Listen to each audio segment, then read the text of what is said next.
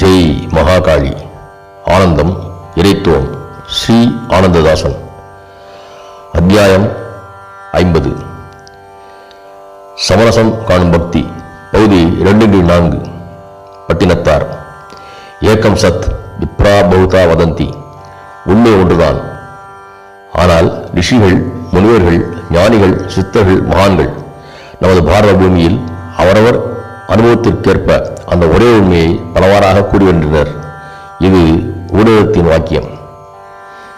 இதுவரை நமது இறைத்துவம் சேனலில் சமரசம் காணும் பக்தி தொடரில் வைணவத்தில் மீராபாயையும் சைவத்தில் காரைக்கால் அம்மையாரையும் பார்த்தோம். இந்த தொடரில் வைணவத்தில் ஸ்ரீ புரந்தரதாசரை பற்றி பார்த்தோம். இப்போ தொடர்ந்து பட்டினத்தார் பற்றி சிந்தித்து வருகிறோம். சித்தாந்த ரீதியாக பல தெய்வ வழிபாடுகள் தோன்றி வருகின்றன. வள்ளலாரின் சுத்த சன்மார்க்க சித்தாந்தமும் அப்படிப்பட்டதுதான். அனைத்தும் ஒவ்வொருவருக்கு வெவ்வேறாக இருந்தாலும் அனைத்தும் ஒரே சங்கிலியில் கோர்க்கப்பட்ட பல மணிகளை போன்றவை. சில மணிகள் சாதாரணமாக இருக்கலாம், சில மணிகள் சிறந்ததாக இருக்கலாம். நமது கடமை அனைத்தும் தெய்வீகம் எனும் ஒரு சங்கிலியில் கோர்க்கப்பட்ட பல மணிகளே என்று நிரூபிப்பதே. வீடியோக்குள் செல்வதற்கு முன்பாக இதுவரை இந்த இறைத்துவம் சேனலை சப்ஸ்கிரைப் செய்யாதவர்கள் உடனடியாக சப்ஸ்கிரைப் செய்து நல் ஆதரவு தாருங்கள், லைக்ஸ் கொடுங்கள். வாருங்கள், செல்வோம் வீடியோவுக்குள். கடந்து வாடிவம் செய்ய சென்று வந்த மருதவாணன் மூட்டை மூட்டையாக எருவுருண்டைகளை எடுத்து வந்ததையும், சிவகாரண்யன் அந்த எருவுருண்டைகளை பார்த்து அதில் ஒன்றை கோபமாக தரையில் ஓங்கி எரிந்ததையும், அதிலிருந்து பல கோடி மதிப்புமிக்க வைர ரத்தனங்கள் சிதறியதையும் கண்டு ஆச்சரியம் கொண்டான். மிகுந்த பாசத்துடன் தன் மகனை காண வீட்டுக்கு வந்து விரைந்தான். பல நாட்கள் வாணிபம் செய்து திரும்பி வந்த மகன் மருதவாணனை அவள் தாயார் சிவகலை வாரி அணைத்து உச்சி முகந்தாள். அவனை எண்ணெய் தேய்த்து குளிக்கச் சொன்னாள். சுழச்சுட சோறு பொங்கி அறுசுவை உணவு பரிமாறினாள்.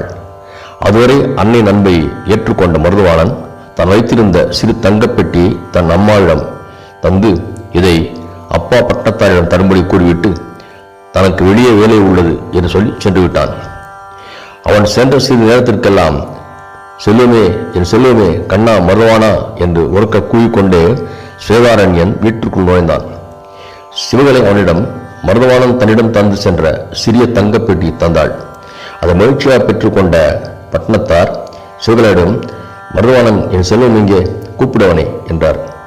சிவகலை அவன் வெளியே சென்று கூறியதாக சொன்னாள். சரி என்றவன் அந்த பெட்டியை திறந்து பார்த்தான். உள்ளே ஒரு சிறிய ஓலை இருந்தது. பக்கத்தில் காது உடைந்த ஊசியும் இருந்தது. அந்த ஓலையை எடுத்து படித்தான். அதில் காதற்ற ஊசியும் வாராது காலம் கடைவழிக்கே என்ற வாக்கியத்தை பிடித்தான். பட்டினத்தாரம் சிவகாரண்யன் கடவுளின் கருணைக்கரங்கள் பட்ட இடமெல்லாம் அவன சக்தி அதிகமாக பிரவாகம் இருக்கும். இப்போதும் அப்படித்தான். பட்டினத்தாரின் உணர்வு சிந்தனை முழுவதும் அந்த ஒரு வாக்கியம் அதிர்வலை ஏற்படுத்தின.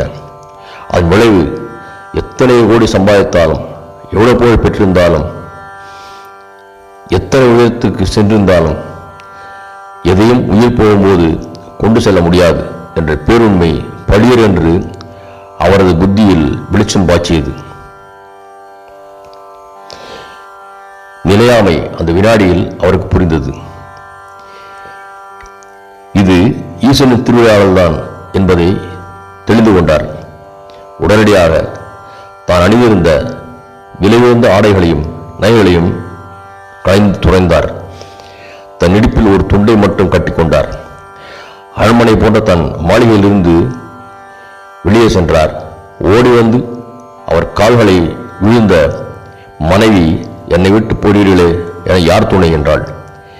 எனக்கு யார் துணையோ அவரே உனக்கும், ஏன் எல்லோருக்கும் துணை. சிவகலை, இந்த உடம்பும் ஆன்மாவும் சிவனுக்கு என்று அர்ப்பணிக்கப்பட்டு விட்டது.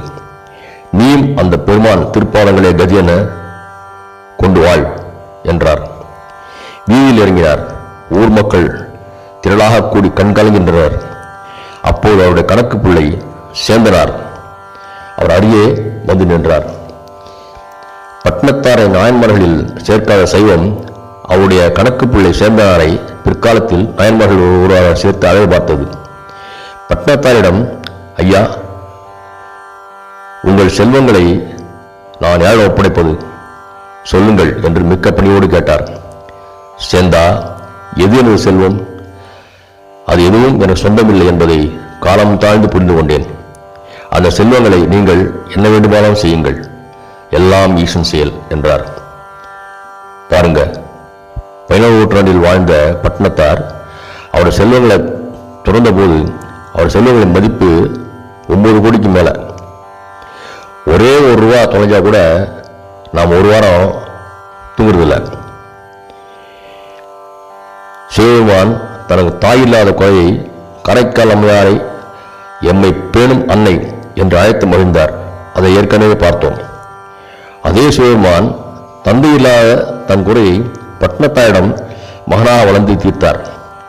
அடியார்களை தன்னை விட மேலானவர்களாக அருள்வதில் சிவனுக்கு இணை எவருமில்லை.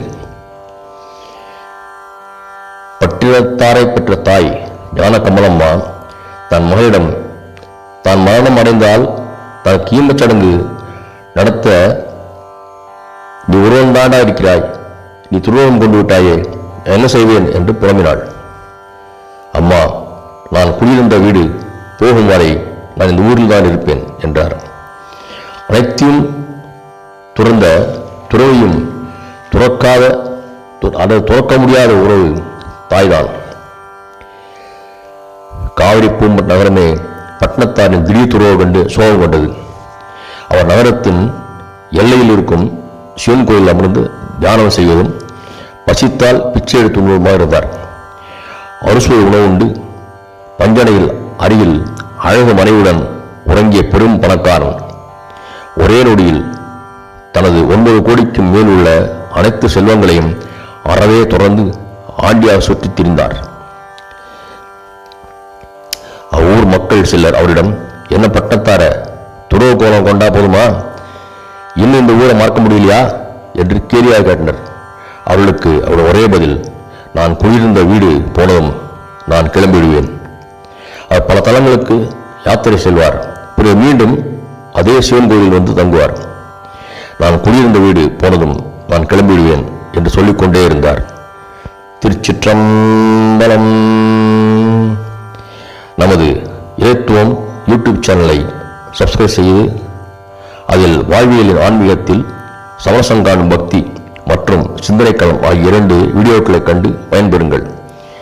லைக்ஸ் கொடுங்கள், விமர்சனங்களை கமெண்ட் பாக்ஸில் எழுதுங்கள், அனைவருக்கும் ஷேர் செய்யுங்கள்.